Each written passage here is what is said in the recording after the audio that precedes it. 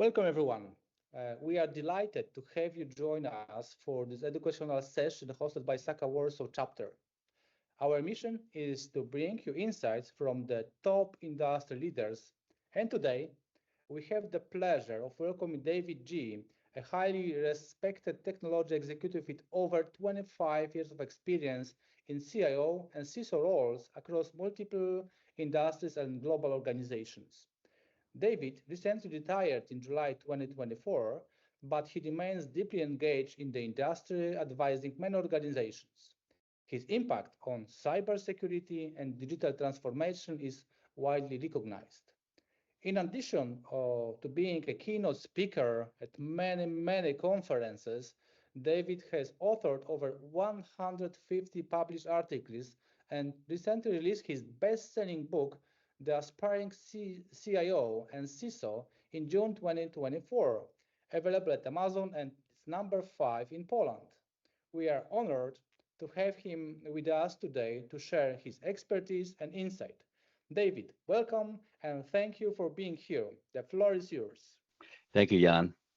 Look, I'm going to walk you through some of the ideas I had and share some of the insights from my book. And the book talks about a C-suite career, whether it's a CIO or CISO role, or even actually head of tech, cyber, and data risk, things that I've done in my career. Now, what I wanted to do first was to start by talking about the key point. Every one of us has to get up in the morning and be excited about what we're doing in our role. And so you must start off with your own inspiration. What inspires you? What's going to drive you? And on the basis of that, how do you make your career decisions to do different things?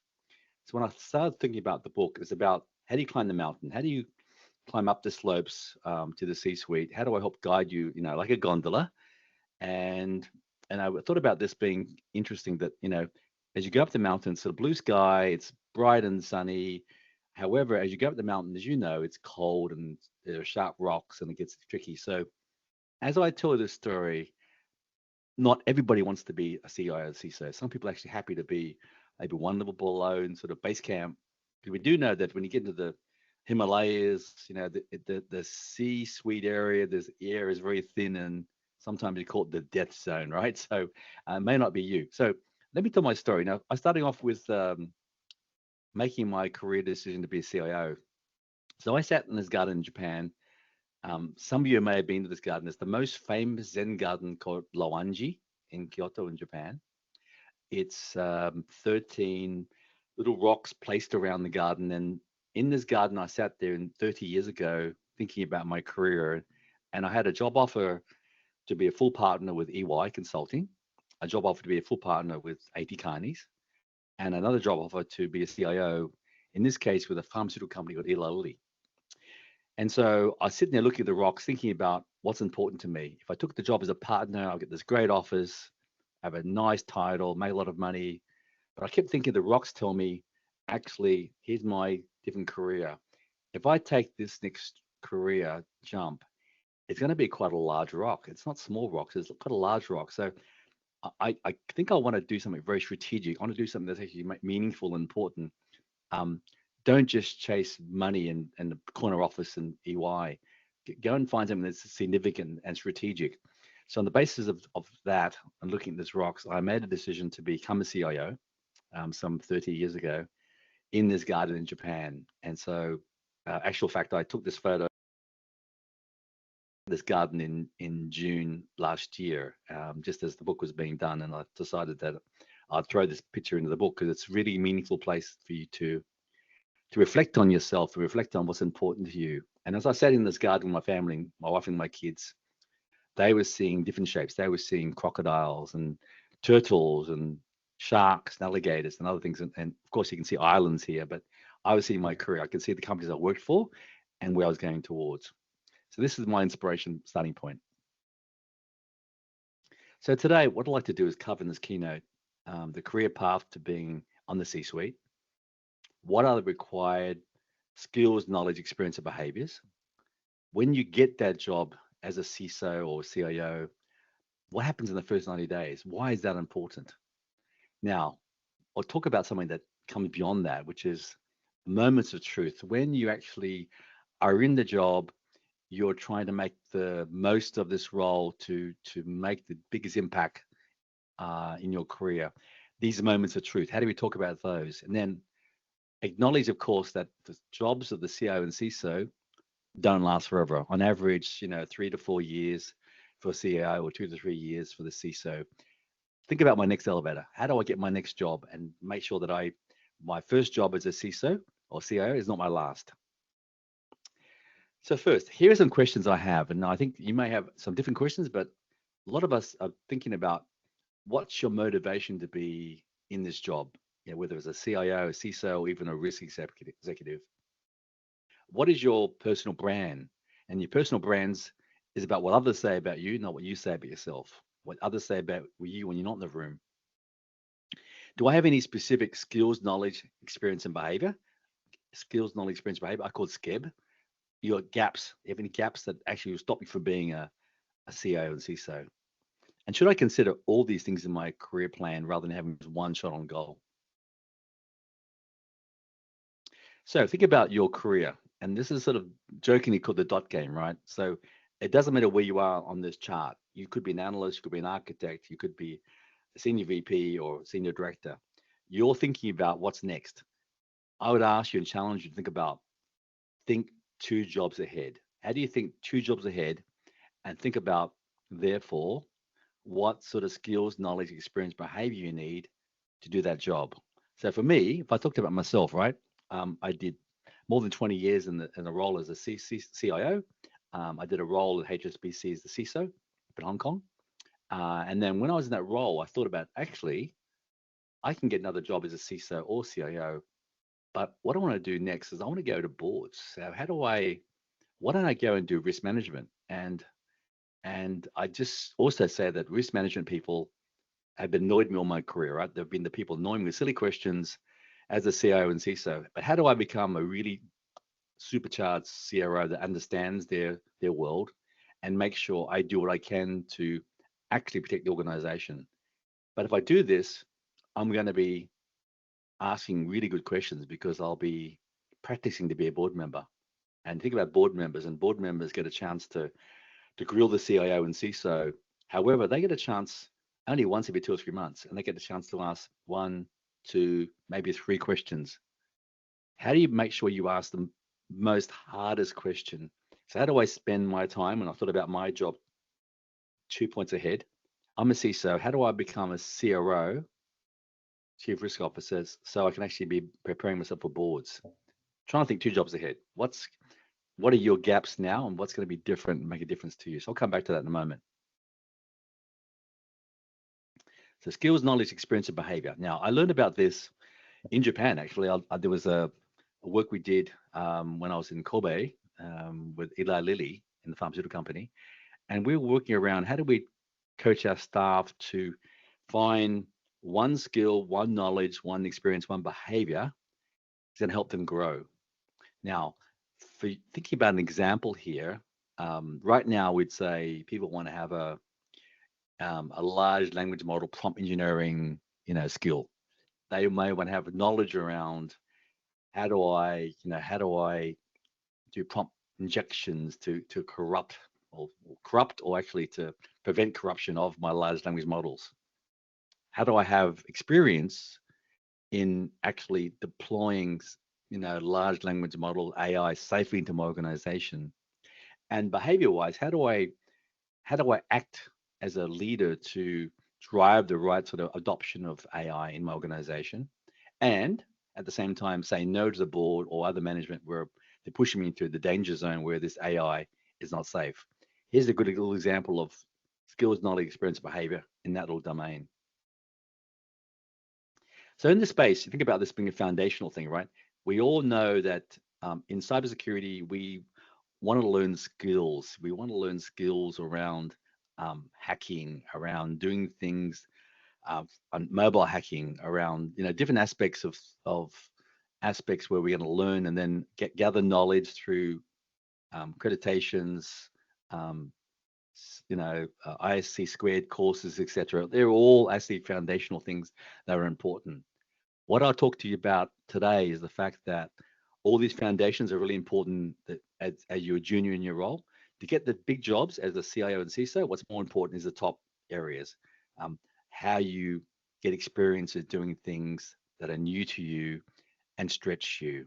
How do you learn new things that are international? How do you learn new things around negotiating with vendors, negotiating with stakeholders, having those behaviors to inspire your teams to do great things. So the top part really hard to do and often very soft skills, and the bottom part sort of more technical, more hard and more tangible and really important. But actually, one of the jobs I do is an advisor for a recruiting firm for cyber and tech. And so when I'm looking for a CISO or senior roles, we assume the bottom part. We assume the skills and knowledge. We're looking for the top. Are they showing the right leadership behaviors? Are they showing the right experiences, the broad experiences across different industries, across different aspects of cybersecurity? So talking about this sort of soft skills area, in my book, I talk about how do you build up these areas. So if you're a CISO or CIO, here are the top 10 soft skills you need. And each of these we cover in more detail. But if you think about this, your role model that you have now in terms of being your CIO or CISO may be good at some of these things. He may be good at leadership and communication, but not good at time management, et cetera, et cetera. So for everybody that's in the C-suite, understanding that these are the most important areas, some soft skills, how do you identify where you have gaps and how do you identify where you need to improve those? All of us can improve and all of us need to be conscious of that. So I'll speak about that in a moment, use my own example, where I was 20 or 30 years ago and how I built those areas up myself by concentrating on them and actually asking myself, how do I be really good at that? Because I'm pretty good at something else. Now, give an example, two examples here. One is, if I look to my next slide, my brand. So this is my brand. This is the brand. This is what people say about me. Okay, that I'm a strategic thinker. I've got a high energy level. Despite I'm being 65, I still come across high energy. I've done lots of different things. I'm always transparent and direct. I'm always confident and intuitive. Any situation or problem thrown at me or crisis, I don't change. These are positive things in my brand, okay, that people tell me about myself. On the other side, if I look at the other side, there are negatives. There are things that for the last 25, 30 years, I've said to myself, actually, I want to be more comfortable being uncomfortable. I want to be able to transform organizations as CIO or a CISO. How do I move fast? That would be my task, right? As a transformational person. Well, I've got to realize I need to slow down to bring others with me. I need to focus on details. I need to finish everything I start. So for 25 to 30 years, the bottom areas around my weaknesses, I've been focused on making sure that they're not as bad as they were. And to the point where after 20, 25 years or so, they become no longer major weakness, but actually people see them as actually that I'm quite good at these things. Now, I'll give you an example, and I think focusing on details and bringing others with me is something I focus on to say that when I work with people, I overshare. I want to bring them along. I want to make sure they have a chance to have a say. But here's an example where I'm sitting in Hong Kong, the CISO for HSBC, and I'm in a meeting one-on-one with a staff member and talking, and then my phone rings, and then my phone rings, and it's the COO saying, "Hey, David, I need to ask you some questions." Now, he didn't ask me, "Are you available?" He just says, I need to know these details. I need to know about our network segmentation program. Where are we? What's been not finished? Why is it not finished? Where are we up to in terms of progress? Where we are with our regulator work? Where we are with our CrowdStrike deployment? Why aren't we progressing faster? So for 30 minutes, he nailed me on point after point after point. Again, I was in a one-on-one situation. I had no notes, but I had to provide every answer to those questions. At the point, he then said, "Okay, thank you, David," he hung up and he finished the call. My staff member said, "David, you're amazing. You know all those details." And I said, No. I don't like details, but I know that my bosses want these details. So I forced myself to focus on this and be uncomfortable to have these details in my head and be able to refresh them and talk about them without notes and without having to, prepare for that. So it's all about us understanding where our gaps are and then making sure you focus in on those gaps so those gaps aren't obvious to other people who are looking to hire you. So here we go, getting that job. So we've thought about getting the job as a CISO. We think about the preparation around, do I understand the company? Do I understand the job? Do I understand who you're working with, the organization, the industry? Then how do we get through this interview process? Now, I talk about this, getting the jobs. The jobs at the top level are kind of hard. So for a CIO job, for example, I did one time 17 interviews to get to that job, including one interview at midnight. The jobs are hard, so therefore, how do you prepare for that? And I talk about this in one of my chapters in the book. I think it's chapter 6. How do you know what questions to ask at the interview?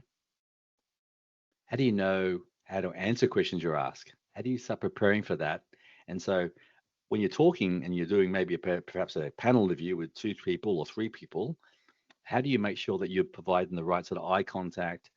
You're not looking at notes, you're providing the right sort of answers, you're checking for their body language to see whether you're giving the right answers. Because at the end of the day, right, like I'm doing as an advisor for a recruiting firm, when you interviewing a person, very quickly, within 5 minutes, 6 minutes, unfortunately, you have a very strong opinion about this person you're meeting.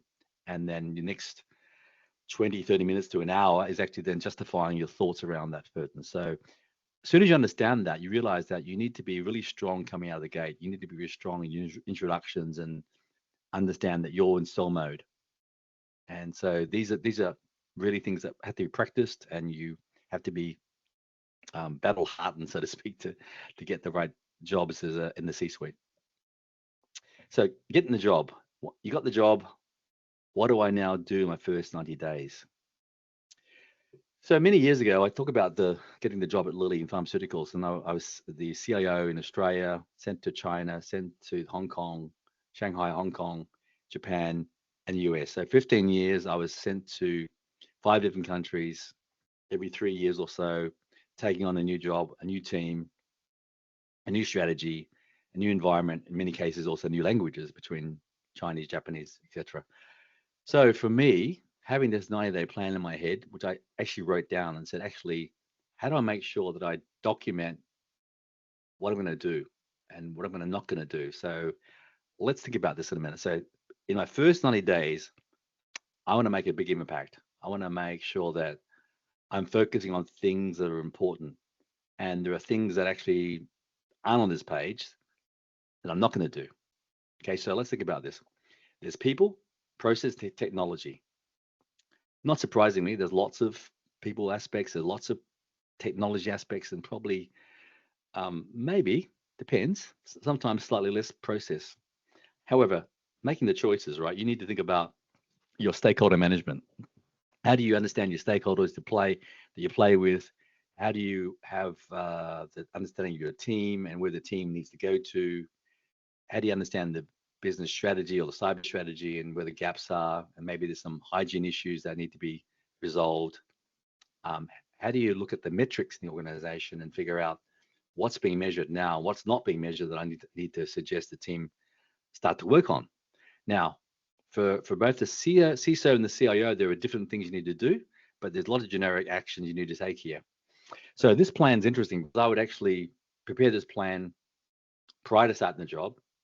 During the interview process, if I'm asked, David, what's your 90-day plan? I would actually show this and say, here's my plan. It's what I'm planning to do. However, I also understand that I don't know this company. I don't know, all the different details here. So I may have this wrong. So please provide me feedback and input. So you don't be arrogant about it. You just provide your thought through this idea and want the input. Now, once you're in the job on the first day, you would make sure you share this plan with your team, with your stakeholders, and all your peers. And so you've got this sort of documented view around what I'm going to work on, what I'm not going to work on. Now, what's interesting, of course, is that you are setting your brand. You're setting a brand which is to your team, which is David wants to get some stuff done. He wants to time box this. He wants to be focused on what's important. So I recall, seeing people take my plan, print it out, put it on their own wall, and then I would say, actually, I'm going to track this. And if I start hitting these things, I'll mark them off as being done, or actually say, oh gosh, I didn't do number 3, and kick that down further on. But it's set a very positive tone about what's important, how I'm going to actually set that tone for myself, and judge myself upon achieving this plan. Now, part of the plan was stakeholder management. Now, I think it's interesting here, thinking about 2 different sides here. One is that you're building your team, you're putting your team into a workshop with you to actually think about, if I plotted on the left-hand side here, power and interest of all my stakeholders. These are stakeholders within the business, within IT, within perhaps regulators, perhaps, you know, outside of the teams that you're also working with. Which ones do I want to keep informed, keep satisfied, or monitor, manage very closely because they're really important and have power? How do you start plugging those people into those areas so we understand them? And then on a double click side, how do I then, you know, use something like a Myers-Briggs or whatever framework you like to say, these people that I'm plotting also have their own sort of approach, natural approaches, whether it's logical or whatever, in terms of how they think about things, whether they're detail oriented or not. So how do you start plotting these people on this chart so you can start thinking, how do we match up to them and work with these stakeholders in a very positive fashion? Look, I think this algorithm looks kind of funny, but let me explain it to you. It's one of the key learnings I've made in my career as a leader. As a leader, my job is to make sure that I can get the biggest outcome and output at the end. Okay, I'm rewarded by being able to do that. So how do I then grow my own team and at the same time doing that? So I'm working here with Jan. Jan is 8 out of 10. He's a really good operator. He's working with David. Now, David's only 3 out of 10. He's not so great. Working with Sally, she's a 9 out of 10. And then Sally, however, Sally works really well with Tom. Tom and her work well, so they actually got a multiplier. So my job is really simple as the leader. My job is to get Jan to act like a 9 or a 10. How do I motivate Jan, understand him? How do I make sure David rises his performance up to be a 6 or 7? Could be hard, right? And make sure David understands he's working as a 3. And how do you get those guys to work well together so they become a multiplier effect and get a bigger outcome?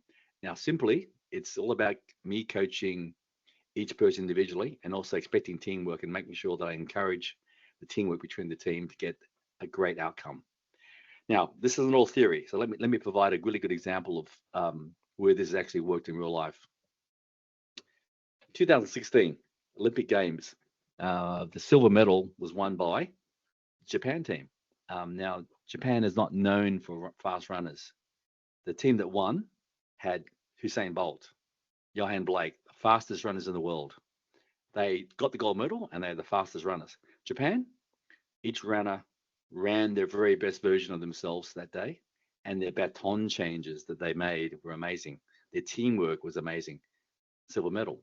So for many of us, we don't work in a company full of Usain Bolts that are the fastest runners.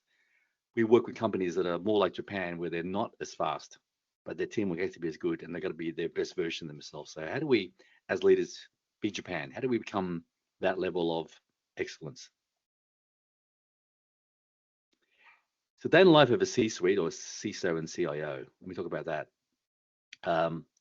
It's an interesting question because you have too much to do. You've got a day where all these things are coming at you. You're trying to work on things around that are strategic, innovative, around strategy, around the board. However, you're being pushed into regulatory, into a ransomware incident, into a steering committee, a vendor meeting, other things that may be much less important to you. So as a CIO, and you see there's many things on the table, they're being pulled in different areas, and so they have to make a choice around what I want to focus on and what I want to say no to. Similar fashion, the CISO, same thing, right? They want to be working around the transformation, around data security, because that's where all the issues are being around data not being secured.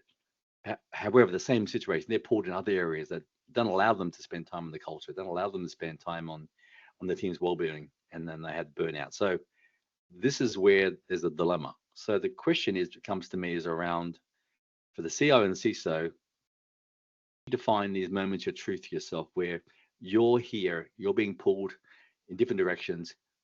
You're being asked to write a board paper. At the same time, you're being asked to fight a regulatory inspection meeting, and you've got an incident happening. How do you decide where to spend your time? And so for me, thinking about the successful CIOs and CISOs, they're able to go and think about this and say, actually, what's the most important thing today to do is do that. Do A and B and C and forget about the rest. These are things that are important because there's no one telling you what to do when you're in the C-suite.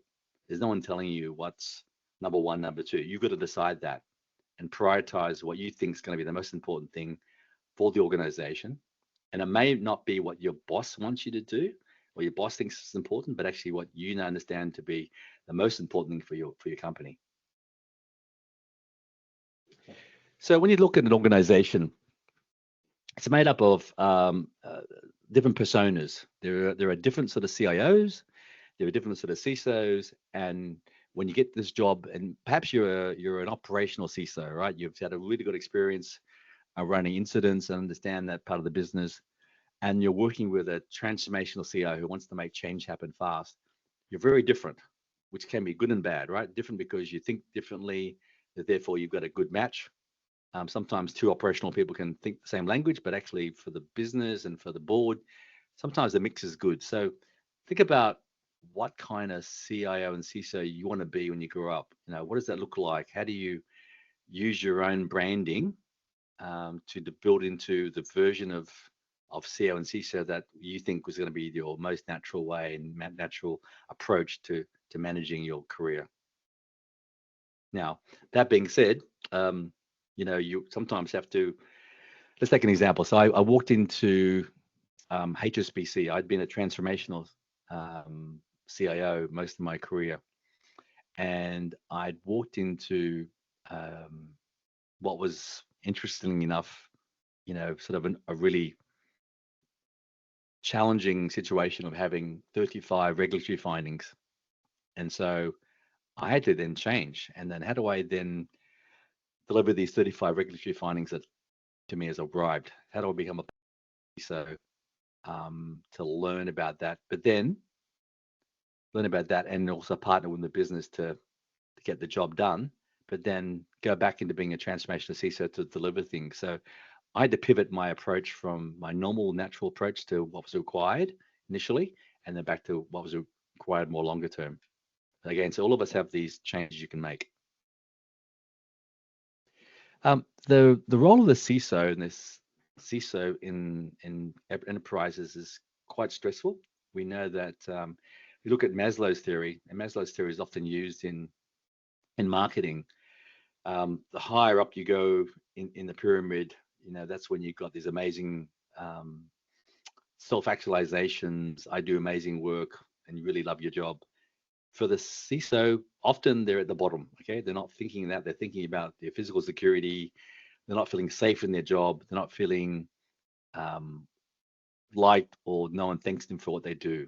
And so we have to understand that this is the reality of the role. And so therefore, how do you take on these roles and have a lot of resilience, personal resilience, to be able to spring back, right, from those moments of self-doubt where, again, you're thinking, I don't have the budget, I don't have the team, I don't have, you know, I've got so much that I need to do in my day in the life of, how do I get through this day? Now, for all of us, you may have a moment where you've got this top of the pyramid and you go, wow, I've done this amazing thing to the board, amazing transformation, and then you pat yourself on the back because no one else is going to do that. Okay, so, but understand that this is a whole sort of emotional cycle you go through as a CIO and CISO, where you need to actually have that level of self-confidence and an ability to deliver, and don't wait for the applause, because you're not going to get it.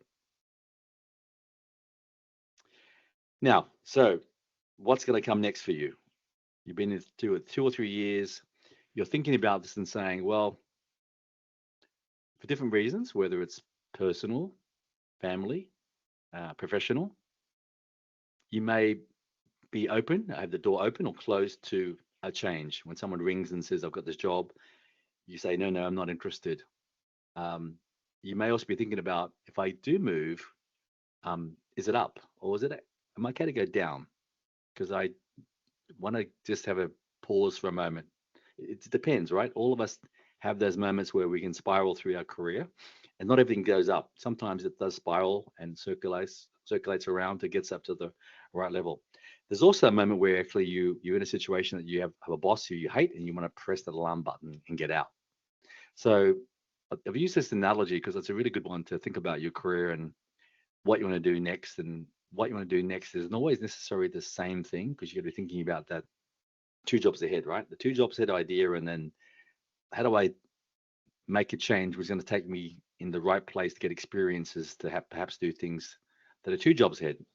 So let's go on a bit further here. Now, in these jobs, survival skills are very important, and I wrote an article on this one for CI magazine last year. What's interesting, of course, is that there is tension that exists between the CIO and CISO. You aren't always necessarily in sync. There are times where the CEO doesn't want to be involved in incidents. He does not want to be involved. He or she doesn't want to be involved in managing vulnerability because it's it's going to upset the business and the digital change agenda that they're going through. Similar fashion, I remember this with HSBC. We're having some bot attacks in the US, and I was talking to some of my peer CIOs who said we need to put in a MFA for some transactions because the bots attacking that, and I got pushback. They say no, I can't do this because it's going to impact my customer experience negatively. I said, well, this is not a negotiation. You need to give me a date in the next X number of weeks where we're going to put this in, because this needs to be done. And so there is tension that exists here across DevSecOps, across APIs, across different areas where sometimes the CIO and CISO aren't always necessarily in sync. So this is where some of the thoughts I have here around avoiding politics. Understand politics, but don't be political would be I'd say my advice. How do you try to do the right thing? How do you look for what's right for the company, not necessarily what your boss wants, but what the company needs? And is there possibly a win-win? How do you then be as transparent and fact-driven as possible to get the right business benefits? This is all hard to do, but you can navigate your way through that. Be understanding that there is politics and understand that it does exist, but don't be political. How do you not be political, but actually navigate your way through?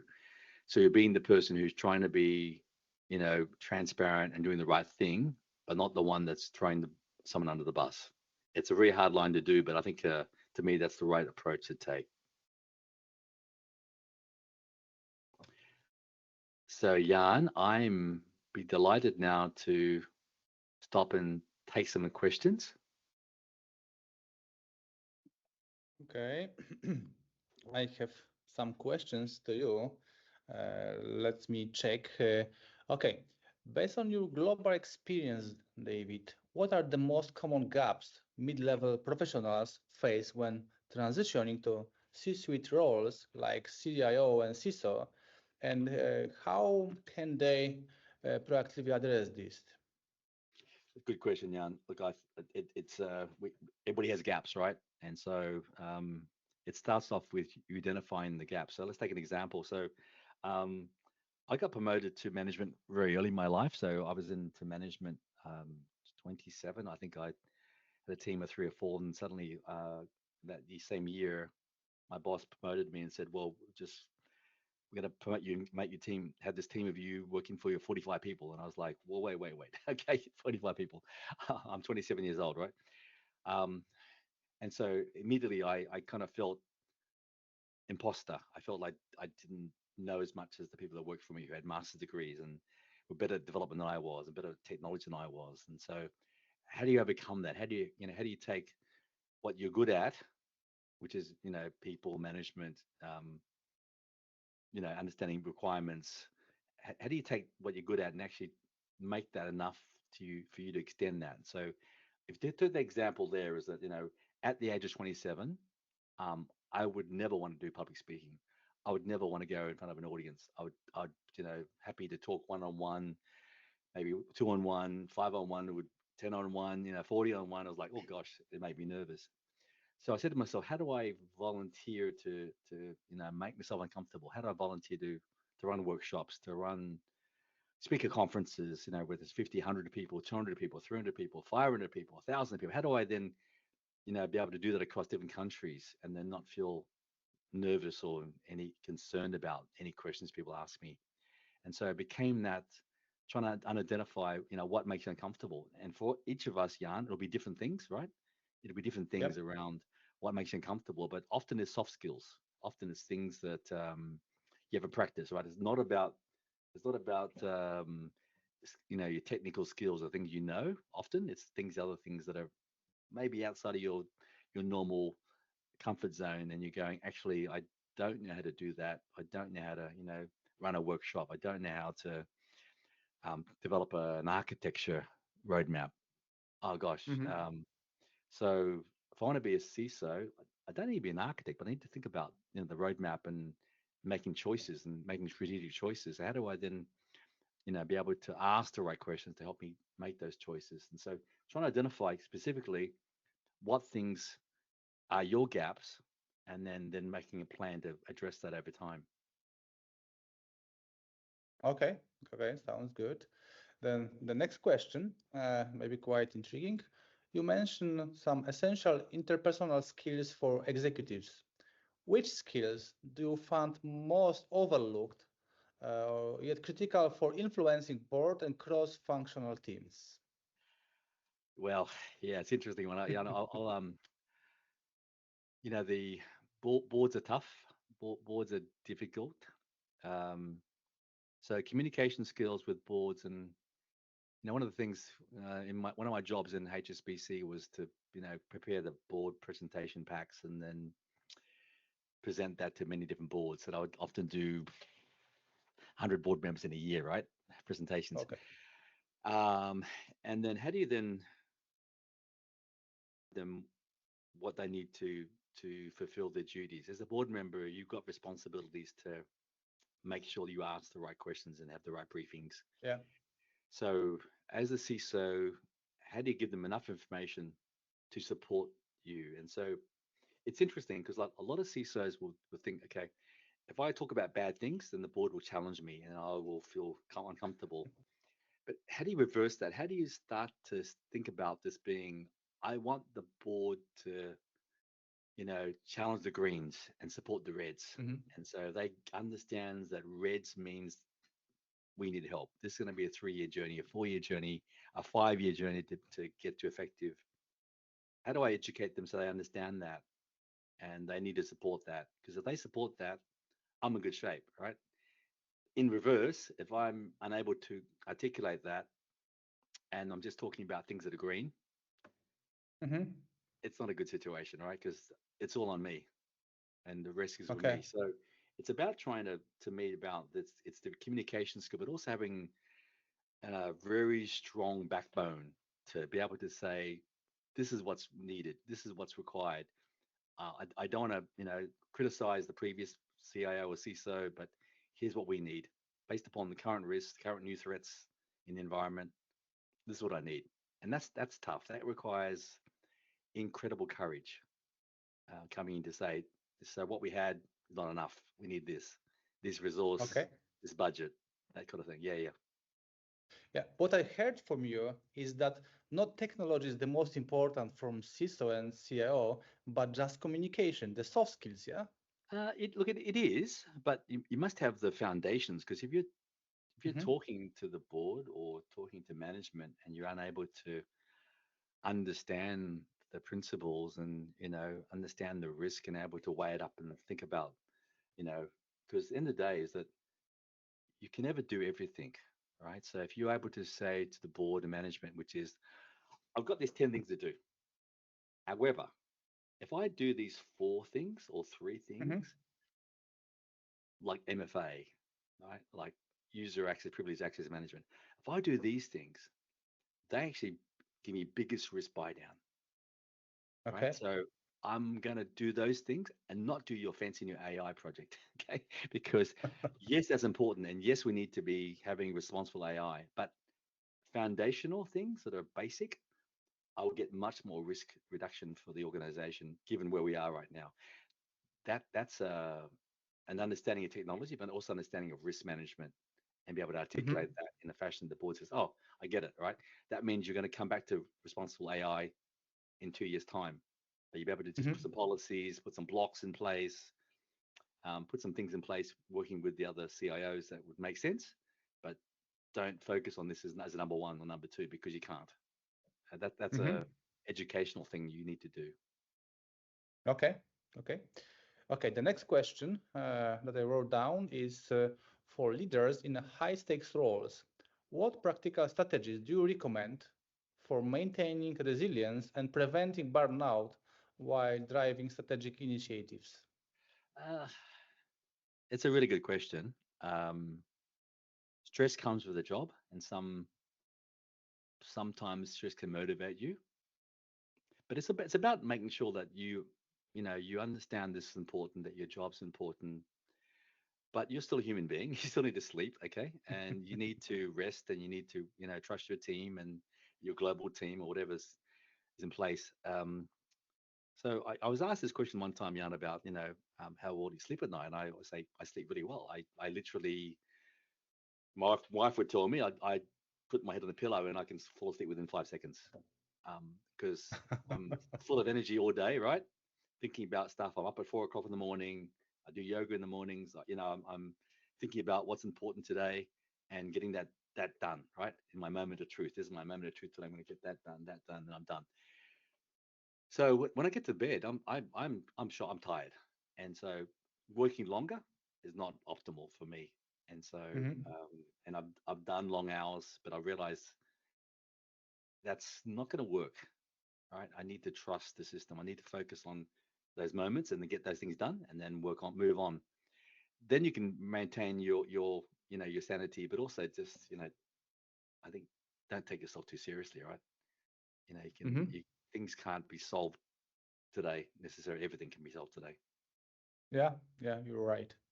Yeah, the next question is, as a leader, how does the leader balance the team members' internal fighting and conflicts to keep the team work very well? You just mentioned some of the aspects, the quotation 3 plus 2 plus minus something, but it's very important and crucial because, if you can explain or elaborate a little bit more how to deal with that. It's an interesting one. Teamwork's important. People understanding their roles is important. People have to understand that the greater good, the outcomes for everybody is more important than personal glory, right? And so if I really go back into when I was 15, 16 years old, Jan, one lesson I learned, I love playing both basketball and rugby. And so I was very good at basketball. So in basketball, I was doing the top teams, and I was the best shooter. Okay. And then I got to the top team, and the team coach said, David, you're going to make you the captain of the team. But can I ask you this one thing? Can you please pass the ball? Don't be the shooter. Pass the ball. And I was like, what do you mean? He says, well, I want you to make the others better. And I was like, no, I don't understand. I'm the best shooter. I've always been the best shooter, right? Why would I pass the ball? We can win more if we pass the ball. We have you as the point guard, and have you passing the ball to others, we have a better chance of winning. And honestly, I struggled with that because it was like, no, this is made me uncomfortable, right? And how do I be comfortable with passing the ball, but I like to hold the ball? And so it's all about trying to understand what's the right thing for the whole team versus what's I wanted to do for my own glory. Yeah. And then learning that at an early age to say, actually, if I can make others better and others, and actually people see that role modeled, they realize actually this is what David cares about. He doesn't want to see you, beating your chest that I'm great. He wants to see good results. He wants to see you working well together. The expectation is there around that, that, I'm going to be transparent. I expect you to be transparent as well. I expect you to do the right thing, not be political. And when you do try to role model the right things, people sometimes copy that. Not always, but sometimes copy that. So it's always better if you can, Jan, to have this carrot, not the stick. Okay. Stick doesn't work very well, I think. The carrots always work better for people. Okay. To have the carrot. Okay. And the last but not least, I have one question about the Aspiring CIO and CISO, your latest best-selling book. This title is quite intriguing. Then could you briefly share with us the key topics it covers and why is something that must read for the potential CIO or CISOs? Thank you. Look, Jan, it was interesting for me, planning my retirement for 15 months prior to retirement. To tell my boss I'm going to retire in 15 months' time and then start writing my book on Sundays. But it was because I'd loved coaching people. I loved to help people. Back to my basketball analogy, how do I help other people grow? To see so many CIOs and CISOs I've worked for and helped grow into jobs, I wanted to try to do that more broadly. And so, the book's been incredibly successful. You don't make much money from a book. You do it because you want to help people, and but then you get people that linking with me they've never met. It's from people from Brazil, from Poland, from Dubai, and they read my book and go, David, I was so stuck in my career, or actually I'm very young in my career. I'm at university and I'm so inspired to be in cyber, or I was really stuck about trying to get my next job, and I got a new job, and I use your guidelines. So to me, I many things I spoke about today is around building, understanding your motivation to be a CISO, a CIO, understanding your brand, understanding your 90-day plans, and the whole double click on what I talked about today is around taking those stories and expanding them to help people think about their own careers, and then what's my career objective, what's my position objective. You have things like in that book that helps you think about what matters to you and why you're taking those roles on. Is it because of the ego, or or the money, or what because your friends are doing what understand yourself, understand why you're doing it, and therefore how do you then challenge yourself. So to me, that's all part of the fun part of writing down what I've learned, and then the career journey I've had has been fantastic. I've just been really lucky, but also had some very clear goals from day one. I was married when I was 20, and I had a baby, and I wanted to work in many industries. I wanted to work in many companies, and I said, actually, I want to work in many countries too if I can. But I had these goals, and I kept thinking, okay, I want to feed my family too, right? That's fundamentally, it's fundamental. I want to feed my family and do well, but I don't want to be stuck in one place and had never chance to do different things. And so, if you look at my career, it's insurance companies, pharmaceutical companies, banks, concrete company, a newspaper company, KPMG, EY consulting. I've done so many different things because I purposely didn't want to be stuck anywhere. I want to be able to change between CIO to CISO to risk management. So that's been my sort of theme, is around how do I transform myself. So therefore, the book, it's all about transformation. How do I transform myself and help others also transform?